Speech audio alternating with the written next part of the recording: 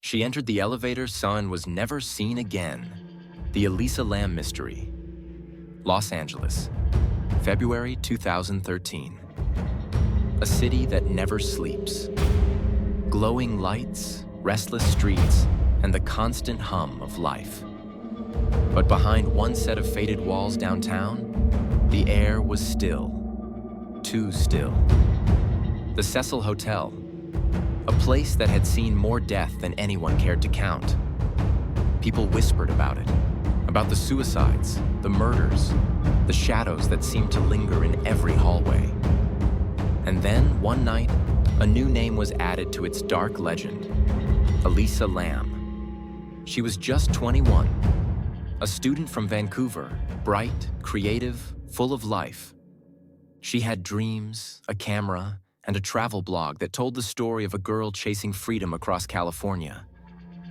But when she checked into the Cecil Hotel, her story stopped. Days went by. No one heard from her. No phone calls, no emails, no blog updates. Her parents, thousands of miles away in Canada, began to panic. The Los Angeles Police Department launched a search. Officers combed through the hotel, but it was like she had vanished into thin air. Then, they found something, a video. It was security footage from one of the hotel's elevators. The timestamp read January 31st, 2013, the night Elisa disappeared. She steps into the elevator wearing a red hoodie. At first, she looks calm.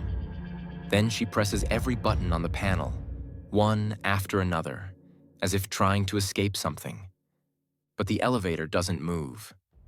The doors stay open.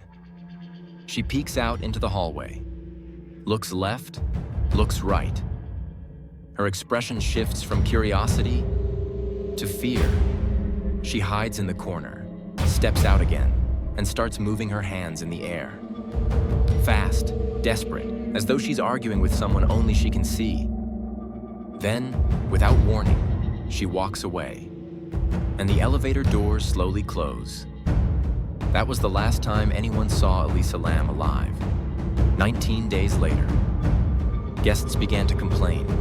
The water pressure was low, the color was dark, and the taste was strange. A maintenance worker climbed to the roof to check the hotel's 4 massive water tanks.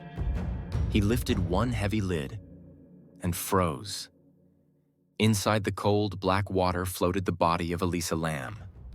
She had been there the entire time. The discovery stunned detectives. How did she get to the roof? The doors were locked and alarmed. The tanks were over 8 feet tall, slippery, and sealed. It seemed impossible. There were no signs of struggle, no injuries, no drugs or alcohol in her system, only her prescribed medication for bipolar disorder. The official cause of death, accidental drowning. But the world wasn't convinced. When the elevator video went public, millions watched it and couldn't look away. People tried to decode her movements, her gestures, the elevator's strange behavior. Why did the doors stay open for so long? Who or what was she talking to? The internet exploded with theories. Some said she was being followed, a killer hiding just out of frame. Others believed she was in the middle of a psychotic episode, and a few whispered about the Cecil Hotel's curse. After all, this was the same building where serial killers had once lived, where countless guests had taken their own lives, and where death seemed to come too easily. Was Elisa Lam a victim of her own mind? Or of something much darker that still lurked inside those walls? Years have passed, but the mystery hasn't faded. The Cecil Hotel still stands, silent and cold, its empty windows staring down at the streets below. And sometimes, if you listen closely, it feels as if the hotel itself remembers. The sound of an elevator door, a quiet voice in the hallway, a young woman's footsteps, disappearing into the dark. No one knows the truth about what happened to Elisa Lam. All that remains is a video, a rooftop, and a mystery that refuses to die. When police reviewed the hotel's security footage one last time, frame by frame, they found something that didn't make sense.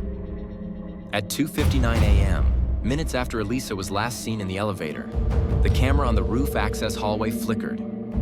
For exactly 3 seconds, the screen went black. When the feed returned, a shadow, a shape, could be seen at the edge of the frame. It wasn't clear. Human, maybe. Or maybe not. No one could identify it. And yet, no record existed of anyone else being on that floor that night. Even stranger, the alarm that should have gone off when the rooftop door opened never did. To this day, no one has explained how Elisa reached the tanks, how the door stayed silent, or why the cameras glitched at that exact moment. Some say it was coincidence. Some say the hotel itself didn't want anyone to see what really happened. The Cecil still stands in downtown Los Angeles. Quiet now, but not empty. Because sometimes, late at night, guests claim to hear water running through the walls and faint footsteps echoing near the elevator. Maybe it's just the old pipes. Or maybe Elisa Lam is still trying to tell her story,